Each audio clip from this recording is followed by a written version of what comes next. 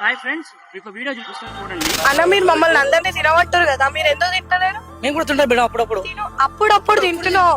Daily చిన్న పిల్లలు పెద్దోళ్ళు తింటున్నారు. దానివల్ల ఆయన అంత చిన్న వ్యాపారం చేసుకునేటప్పుడే మీకు అర్థం అవ్వాలి. ఇంత చిన్న వ్యాపారం చేసుకునే వాళ్ళు ఎప్పుడు ప్రజల్ని మోసగిచ్చరు. ఆ వ్యాపారాన్ని నమ్ముకొని వాళ్ళ వెనకాల కుటుంబం మొత్తం ఉంది, వాళ్ళ భార్య పిల్లలు, ఆయన జీవితమే ఆ వ్యాపారం మీద ఉంది. మీరు టీఆర్పీల కోసం ఇట్లాగా ఆయన వీడియోల్లో పెట్టి ఆయన ఏమన్నా చేసుకొని ఏదైనా జరిగితే ఆ కుటుంబాన్ని మీరు ఆదుకుంటారా చెప్పండి గాయస్. ఇప్పుడు పెద్ద పెద్ద హాస్టల్స్ లో, రెస్టారెంట్స్ లో కల్తీ ఫుడ్ పెడుతూ హాస్టల్స్ లో స్టూడెంట్స్ కి కుళ్ళిపోయిన అన్నం పెడుతూ పురుగులు వస్తున్నాయంట కొన్ని చోట్ల. అయితే వాటిని ఎందుకు మీరు క్వశ్చన్ చేయరు? ఎందుకంటే వాళ్ళ వెనకాల పొలిటీషియన్స్ ఉంటారు, వాళ్ళని మీరు మెడబెట్టుకుని బయటకు గెంటేస్తారు. కాబట్టి ఇలా చిన్న చిన్న వ్యాపారాల మీద మీరు పడుతున్నారు.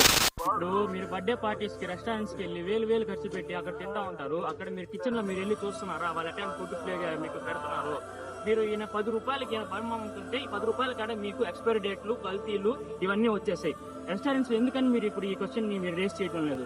జర్నలిజం అంటే టీఆర్పీల కోసం ఎవరిని బట్టే వాళ్ళని ఇట్లా ప్రశ్నించడం కాదు. జర్నలిజం అంటే ఇప్పుడు ఎన్నో విలేజెస్ కాలువలు లేక, నదులు లేక చాలా మంది కష్టాల్లో ఉన్నారు.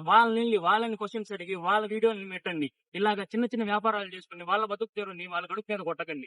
నేను ఈ వీడియో చేయడానికి కారణం ఏంటంటే, ఏ మీడియా వాళ్ళు అయితే ఆయన అలా చేశారో అదే మీడియా వాళ్ళు మళ్ళీ మీడియా ముందరకు వచ్చి మేము తప్పు చేశాము అని చెప్పి క్షమాపణ అడిగేలా కోరుతారని, మీరు ఈ వీడియోని అందరికీ షేర్ చేసి ఈ విషయాన్ని 10 మందికి తెలియజేస్తారని కోరుకుంటూ సెలవు తీసుకున్నాను. మా ఛానల్ అయితే సబ్స్క్రైబ్ చేసుకోండి.